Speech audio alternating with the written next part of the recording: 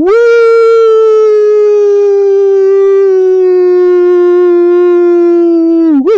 Woo! Miss Proof, I know you love my woos. They're not strange cries. They're awesome. And they usually indicate awesomeness from Houston and J-Lin. And that's the case tonight because we are here to discuss Houston's 100-93 victory tonight over the visiting Utah Jazz in Houston, Texas. With the win, Houston improves to 37-31. Utah falls to 34-34. And let me tell you something. The Utah Jazz are just about finished for this playoff run. And I'll talk a little bit more about that in a while, but they just can't win right now. And that's great for Houston. That's great for Houston. And Houston did what they needed to do tonight. And it's looking more and more like Houston and Golden State and the Lakers are all going to make the playoffs. And again, I'll talk a little bit more about that after I'm done with the quarter by quarter, but this was a huge win. This was a huge win. And not only was it a big win, it puts away the nightmare of the last game against Golden State. So the timing was perfect. Utah looked terrible for most of this game, just horrible. But then they really came back in the fourth quarter. And fortunately, Houston regained their momentum in large part to Jeremy, Mr. Fourth Quarter, and the other starters. Now, Jeremy was the best player on the court tonight. He was certainly the best player for Houston, and he led the way to this victory tonight. Phenomenal. This was the third straight Linsanity 2.0 game. Yes. Yes. And it was the third straight game that Jeremy has scored more than 20 points. Jeremy finished the night with 24 points, 2 rebounds, 6 assists. He played 30 minutes. He shot 9 of 13 from the field, 1 of 1 from three-point range. He was 5 of 6 from the free throw line. No steals, no blocks, 2 turnovers, 3 personal fouls. He was plus-minus was actually a -3, and his efficiency number was 25, which is tremendous. A 25 efficiency number in 30 minutes is phenomenal. That is phenomenal. That's like league MVP level or above. He had the best efficiency number on the team. James Harden also did well tonight. He had 28 points, but he didn't shoot that well. Jeremy was the best player for Houston tonight. Jeremy is improving.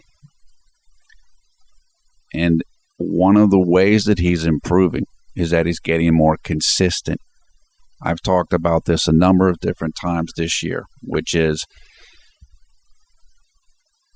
young players are up and down, high and low.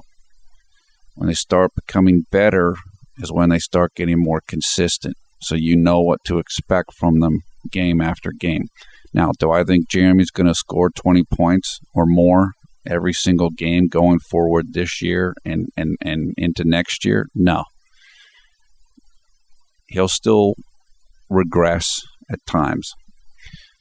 But I was doing some research earlier, and this is the 10th straight game that Jeremy scored in double figures. In the month of March, he's shooting over 50% from the field, and I think he's shooting better than 40% from three-point range. So this is real improvement.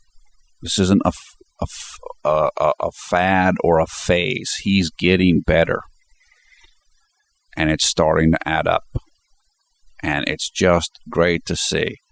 And if you thought the haters were in the darkness before, now they're like, I don't know, they're like somewhere deep in a cave where light doesn't ever get there. Jeremy's showing and what he's all about. And the team's helping him. The team's doing some things to help him, which we talked about some in the last game, and we'll talk about again here in the quarter by quarter. But this is the next step for him. There are individual skills he needs to continue to improve. More ball handling. We talk about different shots, floaters, runners, drawing fouls. But in total, as a total package, it's about being consistent and putting all of those individual skills together game by game. And that's what he's doing right now. He is showing that he can be a top-level player in this offense and playing alongside James Harden. And that's huge because a lot of people didn't think that could be the case. First of all, as we know, a lot of people thought it was a fluke last year. That's more than over. That's been over. But now he's showing he can excel in a different offense and playing beside another person who plays best with the ball in their hand. And it's, like I said, you just think about where Jeremy was at the beginning of this year. You remember before the season started, there were leaks coming out of Houston that they weren't sure about his conditioning. Like they weren't sure if he had rehabbed hard enough from the knee injury. And I remember talking about that, saying, look, that might be true because he went on the tour of Asia. So maybe he didn't have as much time to rehab, but there were already doubts then. And we heard the stuff about, the basketball side of Houston wasn't really high on him, but the owner was. Now, 3 straight Linsanity 2.0s, 3 straight games of 20-plus points. Tonight, he's the best player for the team in a very important game against another team that's looking for a playoff spot. I mean, that's Jeremy rises to the challenge again and again and again. Last year was couch to the penthouse in New York. Global icon. This year, it's prove all the haters wrong, prove your contract was legit, and show that you could do it on a different team with another big-time player who wants the ball, and with the people there, the coach or whatever, that might not be sure if you're right, might not be sure if you're the guy. And now you got this. I don't know what anybody else wants Jeremy to do. He's done everything. Improved ball handling, improved three-point shooting, improved point guard skills, cut down on his turnovers. He's done everything. And this is only year 1 as a starter. Yeah, there are better point guards in the league. There are better young point guards in the league. Kyrie Irving, Russell Westbrook, but this guy is legit. He's for real. And he's starting to find his niche in the league with this team and in this offense. And it's only going to get better. As long as he stays healthy, it's only going to get better. Okay, let's get to quarter by quarter. Early in the first, Jeremy had a nice rebound of a missed Utah shot, and then he threw a full court pass to Chandler, Bieber, Parsons for a layup.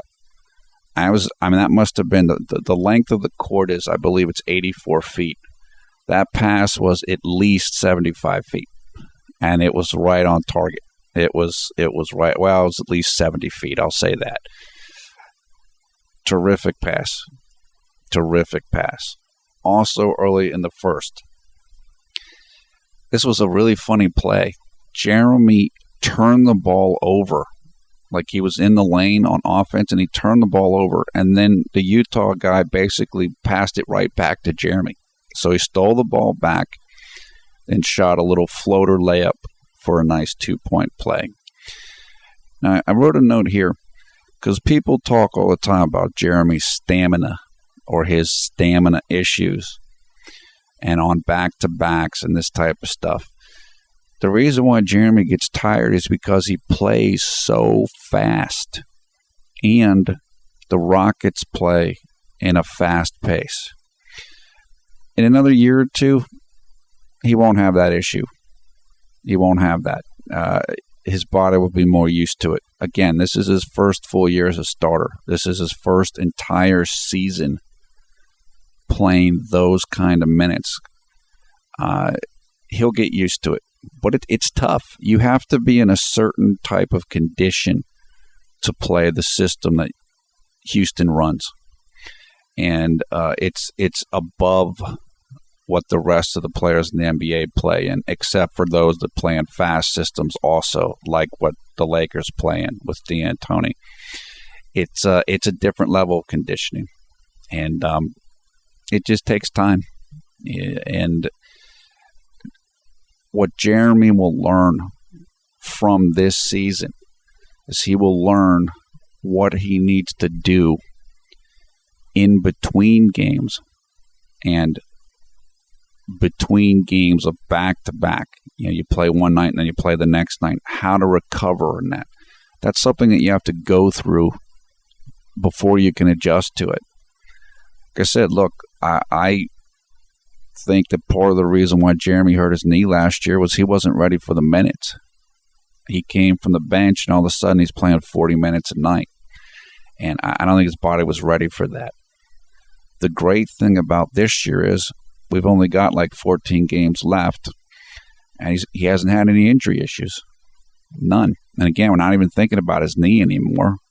I mean, remember the first couple months of the season, it's like still the knee, still the knee, still the knee, still the knee. Now, don't even think about the knee. So he's doing great.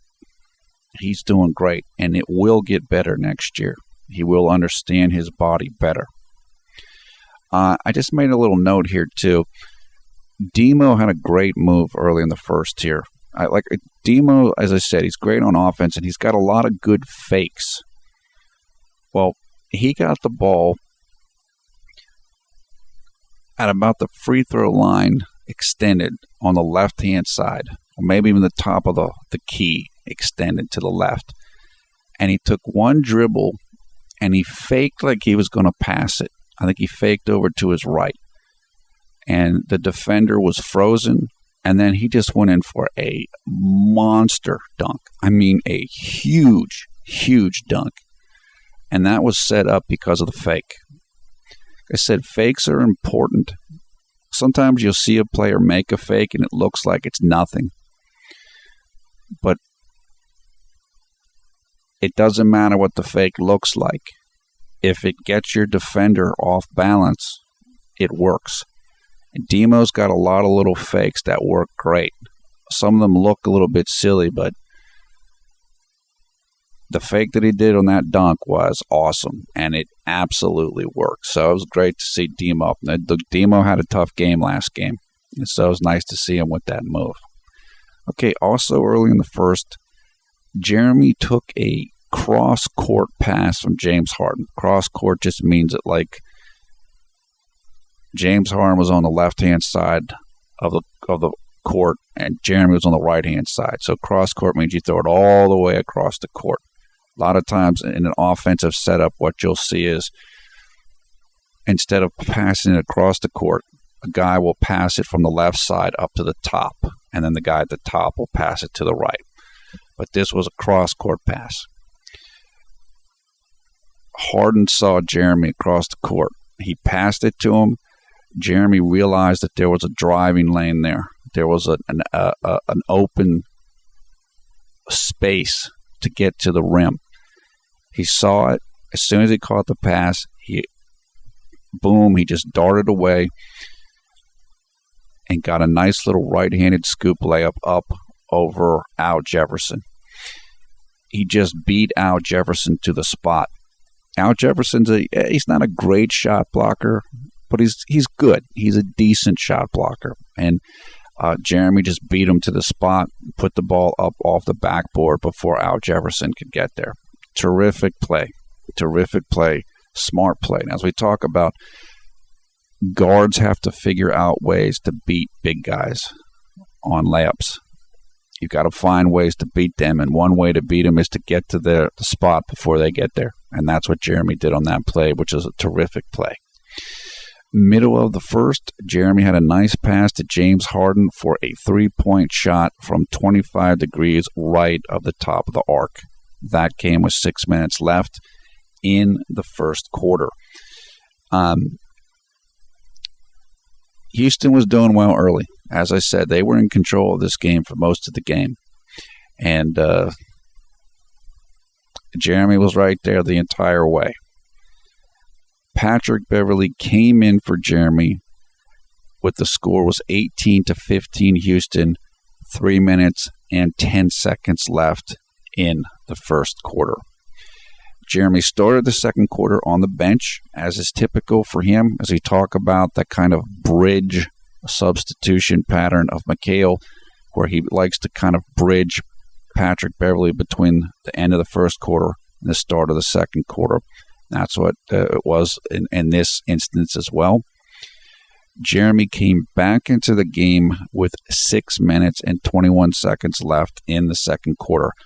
At that point, Houston was winning 41-22. Everything looked great. It was going very, very well. Middle of the second, Jeremy scores after James Harden set a pick for him, and Jeremy just went right to the left-hand side of the basket and hit a nice little scoop shot layup with 5 minutes and 25 seconds left in the half. Soon after that, Jeremy scored on another scoop layup going right to left from the right side of the three-point arc after Demo set a pick for him. So that came with 4 minutes and 25 seconds left.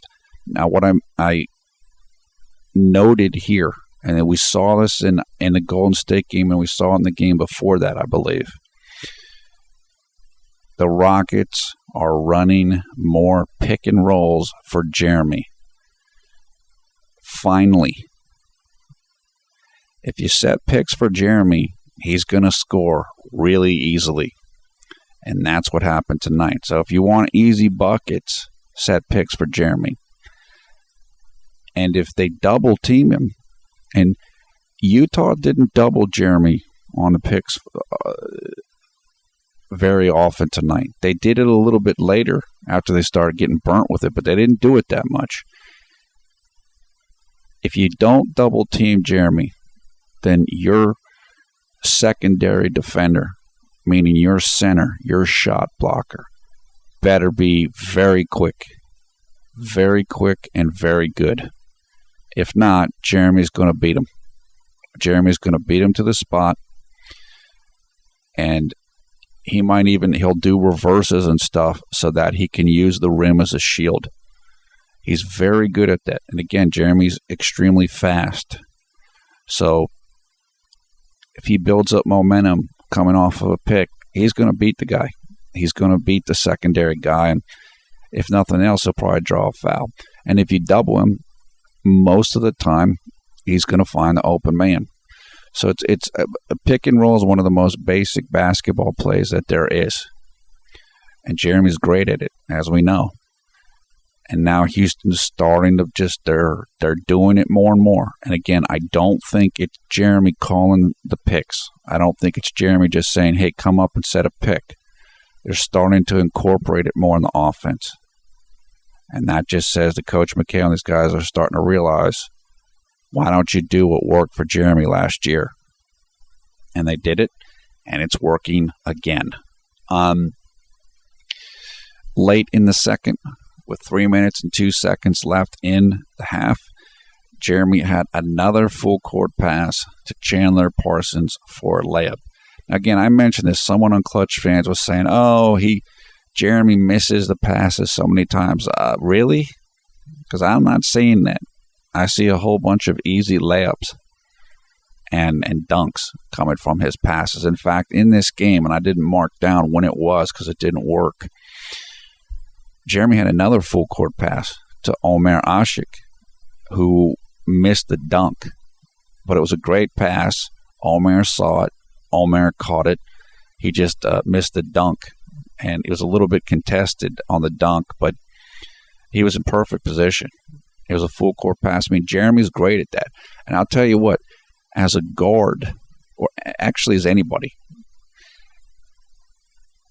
as a player, you are taught when you rebound the ball on defense, you are playing defense and you rebound the ball, you have to look for what they call the outlet man. The outlet guy is, get the ball to that guy so he can start going on offense. Even though, you're down by the rim, you grab the ball, get it to somebody so they can initiate the offense. The name of the game on rebounding and outletting the ball is you want to get the ball as far ahead into the offense as you can.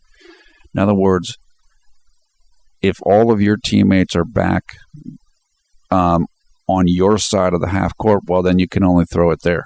But if you have somebody up near the basket, get him the ball. That's the principle. You want to get the ball as far into the offense as you can, particularly if your guy is ahead of the defense. So when Jeremy makes these passes, they're not just flashy. They're smart. They're sound in terms of principle. The key is you have to be able to complete them. And Jeremy's able to complete them. A lot of guys can't complete them, but Jeremy can. So it's good strategy. You just have to have somebody that can actually make the pass, and Jeremy can make it. So it's great.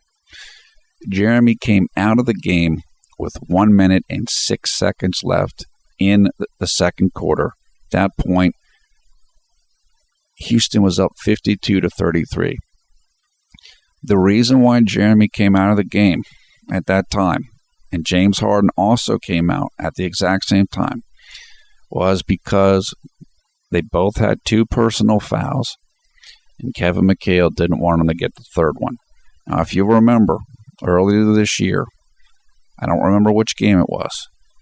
No, actually, I do remember which game it was. It was against the Clippers.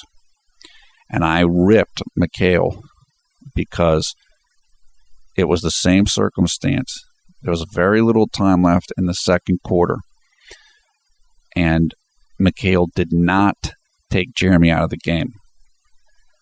And so what did Chris Paul do? Chris Paul posted up Jeremy, did a simple little rip move, run your hands through where the guy on defense has his hands, and got a third foul on Jeremy. And Jeremy was doing well in that game. And Chris Paul knew that. So it's like, okay, I'm going to get this guy in foul trouble. Well, McHale learned from that. And so he took Jeremy and James Harden out of the game with 1 minute left, so they didn't get the third foul. Like I said, we're hard on McHale. A lot of you guys are hard on him. And I'm hard on him too, when he deserves it. So we got to give him credit. He got those guys out of the game so they didn't get fouls. And he's running more pick and rolls for Jeremy. And he's trusting Jeremy more. And speaking of that, I'm going to talk about that article. People were asking me. Now, I haven't had a chance to get into the comments. I've just been super busy. People are asking me about the culture map, Houston culture map article from the guy writing about Jeremy's not being respected like Tim Tebow. I'll talk about that after this quarter-by-quarter stuff as well. So I know a lot of people want to hear my thoughts about that, so I'll talk about that. Okay, Jeremy started the third quarter, and the third quarter was his best quarter of the game. His efficiency number in the third quarter was 12, which was about half of his total efficiency number, so he dominated. So if you don't have a lot of time and you want to watch a little highlight guy stuff, watch the third quarter. Early in the third, Jeremy had a nice dish to Omer for a dunk and one. So Omer dunked it and he got fouled on the play. Also early in the third, Jeremy had a nice dish to Chandler for a layup. Jeremy took he did what's called a back cut, which is just a cut to the basket. It's also called a backdoor cut. What happens is your man on defense, you're supposed to stay between your man and the basket. And so what happens is if you're on offense, if your man looks away from you or you fake him, then you go behind him while he's not aware that you're making a move. That's called a backdoor cut. So Jeremy made a cut like that from the right-handed side of like the free throw line. He made a little cut like on a V. James Harden gave him a nice pass, and he went for a reverse. Jeremy did. He missed it, but he was fouled, got 2 free throws, made both free throws. Also early in the third, Jeremy, they set a high pick and roll for him, which just means, again, that's up high. That's like above the top of the key out towards the three-point line, as opposed to being on one of the sides, right or left. It's just up high. And it's a good place to set a pick and roll because then you have the whole floor in front of you. You want to go left, you go left. You want to go right, you go right. You can do what you want to do. I can't remember who set the pick, but Jeremy basically, again, had a free run right to the basket, had a nice little layup, again, over Al Jefferson. As I said, and that came with 9 minutes and 30 seconds left in the third. If you want an easy basket, just set picks for Jeremy because he will get easy baskets or set somebody else up for an easy basket. That's the entire heart of Linsanity 1.0. We know he can do it. He's already done it. So you might as well do it again. And Houston's starting to do that, which is great. Also early in the third, so again, Jeremy's just dominating right now. I mean, this is a full-out Linsanity roll here, all early in the third quarter. Jeremy hit a nice catch-and-shoot three-pointer from the top of the arc. That came with 8 minutes and 2 seconds left in the third quarter.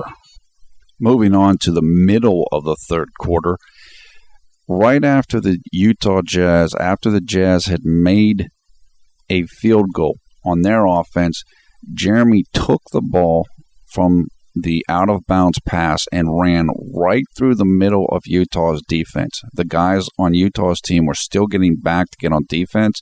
Jeremy ran right through the middle of them and went up for a shot, and he got fouled. And he made 1 out of 2 free throws. That was an extremely smart play by Jeremy. He realized that Utah was kind of taking their time getting back on defense, and he pushed the pace and got rewarded for it, getting the foul shots. That's what this offense is all about. Run, run, run, run. Even when the opponent makes a basket, run. It's easier to run when the opponent misses a basket because they're not back. When the opponent makes a basket, they have time to get back while you're taking out the ball and bringing it inbounds. But the best thing you can do is run even when they make the basket. And that's what Jeremy did. Nobody else on the team was with him. He just ran all the way up by himself and went through 3 or 4 different guys and got the foul. I can tell you, coaches love that. That's what McHale wants Jeremy to do. And he did it, and he drew a foul. And it just was an extremely, extremely smart play. And he saw that Utah was tired as well. Because, again, if you're a team running all the time, you're in better shape than teams that don't run all the time. Utah's not used to running like that. And Jeremy knew that, and he took advantage of it right there. What's great, too, is Jeremy is playing a hybrid, meaning a combination of Linsanity 1.0 and Linsanity 2.0. As I said, the team is mixing in more pick and rolls for him, and he's also doing better at shooting 3-point shot and playing without the ball. making the cuts to the basket. So everything's starting to come together. We hear all the time, can he and Harden play together? Yes. James Harden's played the last 3 games, and Jeremy scored 20 points in every single one of them. And James Harden scored 28 today, and I think he scored pretty well in the last 2 games himself. So it can work, and we're seeing how it can work. This is the way it can work. I make the analogy all the time to LeBron and Wade. They had to learn how to play with one another, and it works now. But it took time. That's what's going on here. These guys will be even better together next year when they have a full summer to work together and at full training camp. It's going to get better and better and better. But again, I give the coaching staff credit. I give Jeremy credit. I give the team credit, the teammates. Everybody's starting to work together, and Jeremy's starting to be able to do more and more of what makes him the player that he is.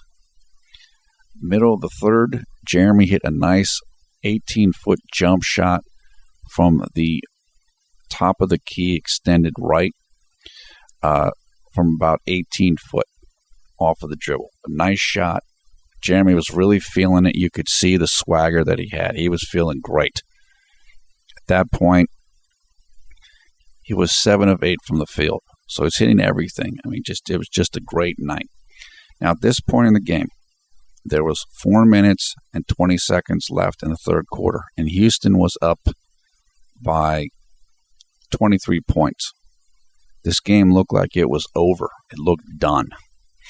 And Patrick Beverley came in for Jeremy at this time. And I thought, okay, Jeremy's probably done for the night. This is a blowout, and we're not going to see him in the fourth quarter. Just, he can rest. So, heading into the fourth, Jeremy was sitting on the bench because, again, it looked like it was done. Utah started to come back. Jeremy came back into the game with 8 minutes and 25 seconds left. And Houston was up by 17 at that point, which is still a good amount. But you could feel that Utah was getting the momentum then. They were starting to make their move. And so it was time for Mr. Fourth Quarter and Mr. Clutch. And Jeremy delivered once again. Middle of the fourth quarter, he had a nice driving layup with 4 minutes and 7 seconds left in the fourth. Then late in the fourth quarter, Jeremy did a nice hard dribble drive move, going from, again, like a V cut from the right side of the court to the left. He hit a nice little reverse layup. That came with 3 minutes and 50 seconds left. Jeremy then had a nice pass to Chandler for a layup with 2 minutes and 40 seconds left. And then finally, with 13 seconds left in the game, Jeremy was fouled intentionally. Utah was trying to stop the clock and see if Houston would miss free throws and Utah could shoot 3-pointers and try to catch up. And he got 2 free throws there, and he made both of them. And Houston, at that point, just kind of coasted into the win. So, awesome stuff. Again, I mean, the summary is this was a great game for the team, and it was a phenomenal game for Jeremy. He's really finding his groove. He's gaining confidence in himself. The team is gaining confidence in him. The coaches are trusting him more. And again, Jeremy is showing consistency, which is huge. I mean, it's just big. And we're starting to see the beginnings of what Jeremy can be steadily. Not just up and down and flashes, but steady, consistent Linsanity type of performances. Again, this isn't going to stay this way. He's still going to have some more difficult moments this year and going forward. But now he's learning that he can do it. He's showing himself and fans and doubters and the coaches and the teammates, yeah, I can do this every game.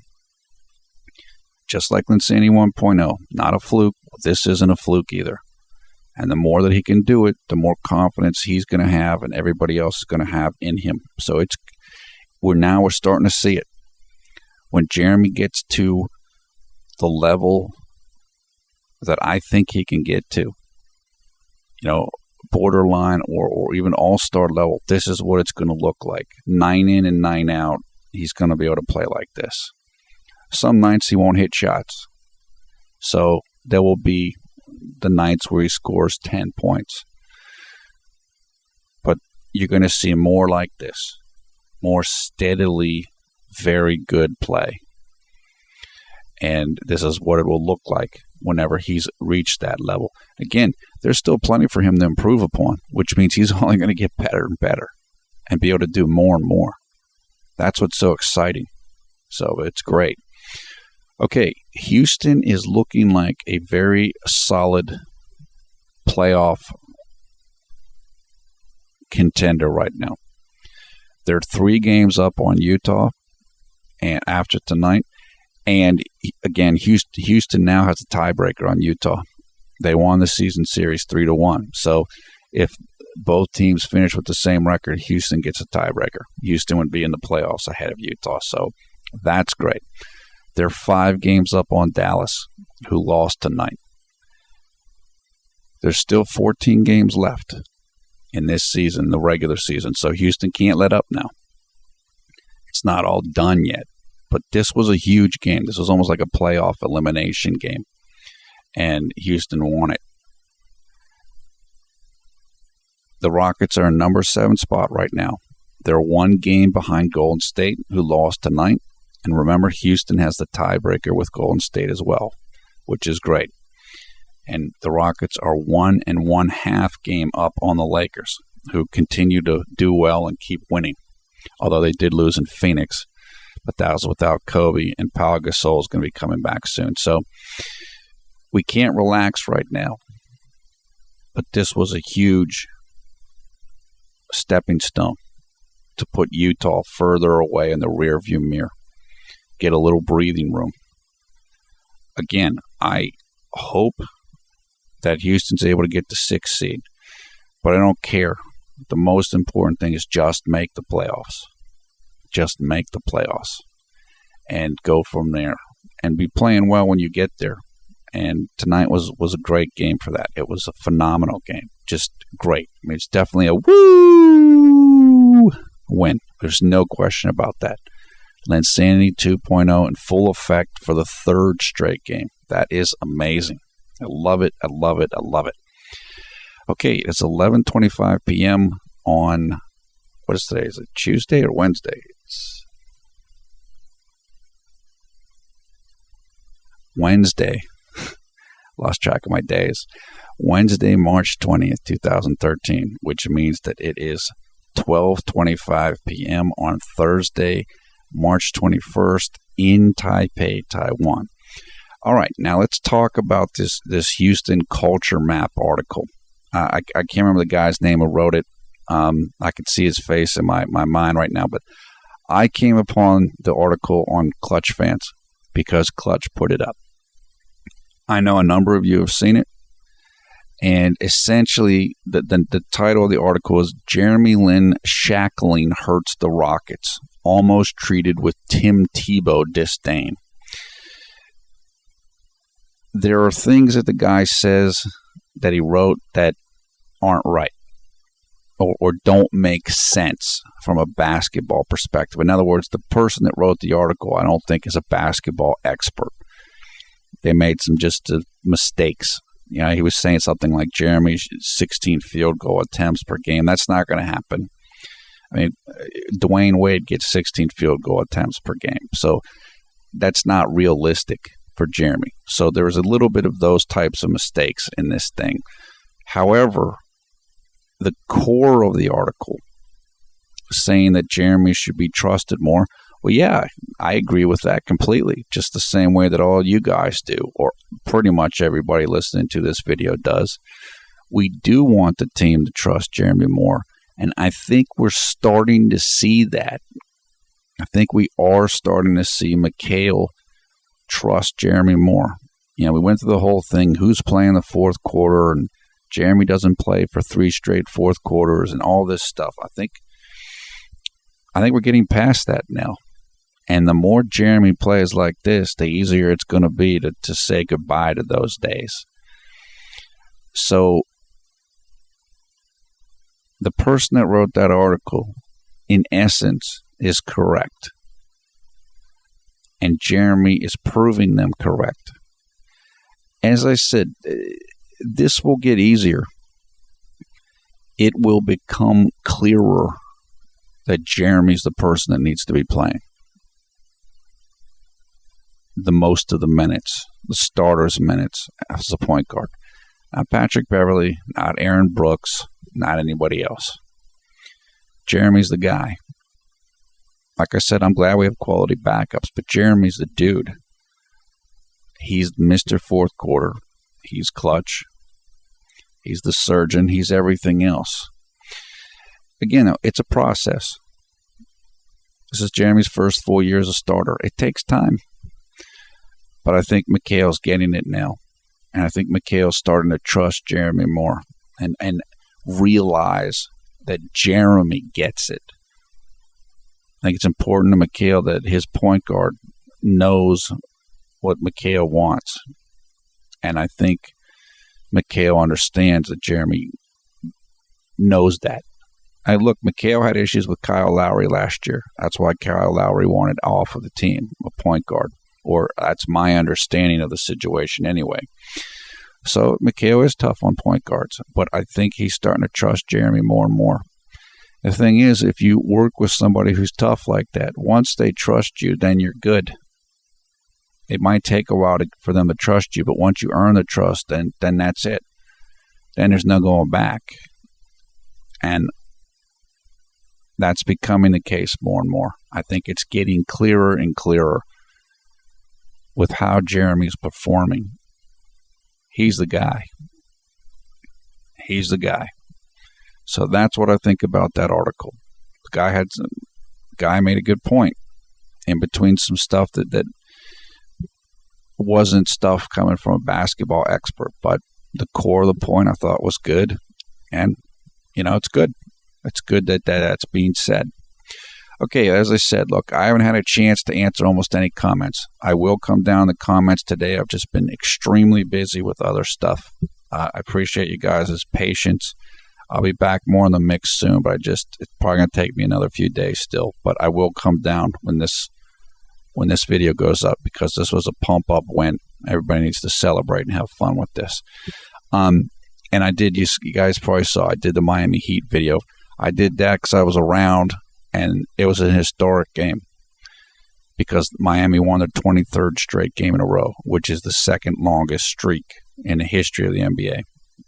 NBA has been around 67 years. So for a team to achieve that, you just don't see that.